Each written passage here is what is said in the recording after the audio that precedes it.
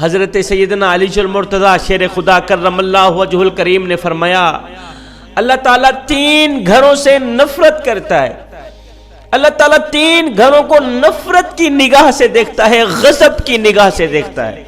پوچھا گیا حضرت وہ 3 منحوس گھر کون کون سے ہیں جن کو اللہ تعالیٰ نفرت کی نگاہ سے دیکھتا ہے، جن سے اللہ تعالیٰ نفرت کرتا ہے؟ حضرت علی رضی اللہ تعالیٰ عنہ نے فرمایا میاں پہلا گھر وہ جس گھر میں بیٹی کی آنکھوں سے آنسو نکلتے ہیں، جس گھر میں بیٹی جیسی رحمت کو ذلیل کیا جاتا ہو، جس گھر میں بیٹی جیسی خدا کی رحمت کی قدر نہ کی جاتی ہو، پریشان کیا جاتا ہو، جس گھر میں بیٹی کو ذلیل و خوار کیا جاتا ہو، اس گھر کو اللہ تعالیٰ نفرت کی نگاہ سے دیکھتا ہے. اس گھر کو، گھر میں رہنے والوں کو اللہ تعالیٰ غضب کی نگاہ سے دیکھتا ہے. میرے بھائیوں، بیٹی کا دل کبھی نہ توڑنا، خدارا بیٹی کا دل کبھی نہ توڑنا. جب بیٹی روتی ہے تو بیٹی کے آنسوؤں کے بدلے اللہ تعالیٰ گھر میں رحمت اٹھا دیتا ہے. گھر میں رحمت ہمیشہ کے لیے ختم ہو جاتی ہے، برکت ہمیشہ کے لیے ختم ہو جاتی ہے. جب بیٹی شادی کر کے باپ کے گھر سے رخصت ہوتی ہے تو وہ جاتے جاتے 3 چیزیں بھی لے کے جاتی ہے، 3 اہم چیزیں بھی لے کے جاتی ہے. پتہ ہے وہ کون سی 3 چیزیں؟ ایک باپ کے گھر کی رونق بھی ساتھ لے کے جاتی ہے. دوسرا باپ کے سامنے کیے ناز و نخرے وہ بھی ساتھ لے کے جاتی ہے. تیسرا باپ کی نوکری، باپ کی نوکری غلامی بھی ساتھ لے کے جاتی ہے. کسی نے کہا تھا بیٹی تو بوجھ ہوتی ہے، شکر ہے خدا نے مجھے بیٹی عطا نہیں کی. کسی عقل مند نے کہا او نادان، اللہ تعالیٰ بیٹیاں بھی اسے عطا کرتا ہے جو بیٹیاں پالنے کی حیثیت رکھتے ہیں، اور تو کہتا ہے شکر الحمدللہ اللہ نے مجھے بیٹی عطا نہیں کی. او کم بخت، اللہ تعالیٰ بیٹی اسے دیتا ہے، رحمت اسے دیتا ہے جو اس رحمت کو پالنے کی حیثیت رکھتا ہے. تیرے اندر حیثیت ہی کیا ہے؟ تو 2% کا آدمی ہے اور تجھے پتہ نہیں ہے اللہ تعالیٰ جس گھر کو زیادہ پسند کرتا ہے اللہ تعالیٰ اس گھر میں بیٹی جیسی رحمت کو بھیج دیتا ہے. جوانوں، اللہ تعالیٰ کو 3 گھروں سے زیادہ نفرت ہے. 3 گھروں کو اللہ تعالیٰ نفرت کی نگاہ سے دیکھتا ہے. پہلا وہ گھر جس گھر میں بیٹی جیسی رحمت کی آنکھوں سے آنسو نکلتے ہوں. دوسرا وہ گھر جس گھر میں مہمان آئیں اور مہمانوں کا آنا گھر والوں کو پسند نہ ہو. جس گھر کے لوگوں کو مہمانوں کا آنا پسند نہیں ہوتا اس گھر کو اللہ تعالیٰ غضب کی نگاہ سے دیکھتا ہے. اس گھر سے، گھر والوں سے اللہ تعالیٰ نفرت کرتا ہے. حضرت سیدنا علی المرتضیٰ شیر خدا نے فرمایا لوگو 3 رحمتیں ایسی ہیں جو انسان قبول نہیں کرتا. اگر انسان خدا تعالیٰ کی ان 3 رحمتوں کو خوشی سے قبول کر لے تو غنی ہو جائے، مالا مال ہو جائے. 3 رحمتوں کو اگر حضرت انسان خوشی سے قبول کر لے. وہ 3 رحمتیں کون کون سی ہیں؟ پہلی رحمت بیٹی کا آنا. بیٹی کا آنا اگر انسان خوشی سے قبول کر لے مالا مال ہو جائے، غنی ہو جائے، بادشاہ بن جائے. دوسرا گھر میں مہمان کا آنا، مہمان کوئی بھی ہو، مہمان کا آنا بھی خدا تعالیٰ کی رحمتوں میں سے ایک بہت بڑی رحمت ہے. جو بندہ اس رحمت کو قبول کرتا ہے وہ جلد مالا مال بن جاتا ہے. تیسرا بیماری کا آنا.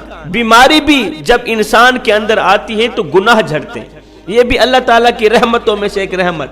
یہ 3 رحمتیں ایسی ہیں جس کو انسان خوشی سے قبول نہیں کرتے، اور جو ان تینوں رحمتوں کو خوشی سے قبول کرتے ہیں وہ مالا مال بن جاتے ہیں.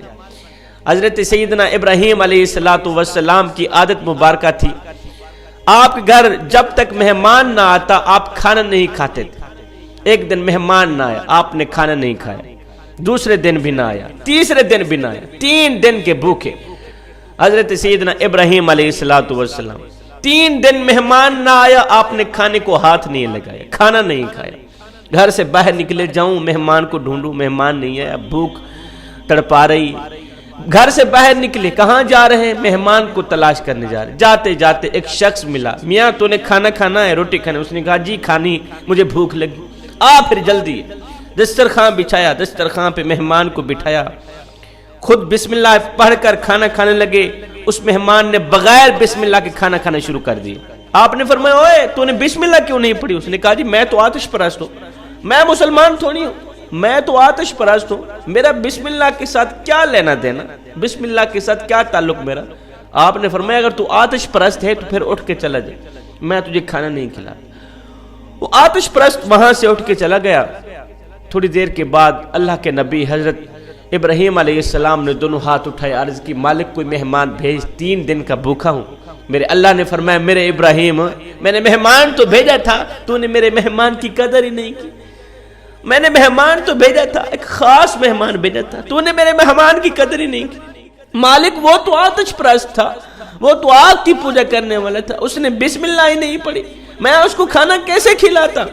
میرے اللہ نے فرمایا اور میرے ابراہیم میرے خلیل اللہ وہ آتش پرست تھا، آگ کی پوجا کیا کرتا تھا، اس کا سارا خاندان آگ کی پوجا کرتا ہے، اس کے بچے بھی آگ کی پوجا کرتے ہیں، آگ کو خدا مانتے ہیں۔ تو نے اسے ایک دن کا کھانا دینا گوارا نہیں کیا، ایک دن کی ایک ٹائم کی روٹی دینا گوارا نہیں کی۔ دیکھ تو صحیح میں کتنا کریم ہوں، 80 سال سے اسے کھلا بھی رہا ہوں، اسے پلا بھی رہا ہوں۔ تو یہ جو مہمان ہوتا ہے، مہمان کوئی بھی ہو، خدا تعالیٰ کی رحمتوں میں سے ایک رحمت بن کے آتا ہے، تو مہمان کی قدر کیجیے گا۔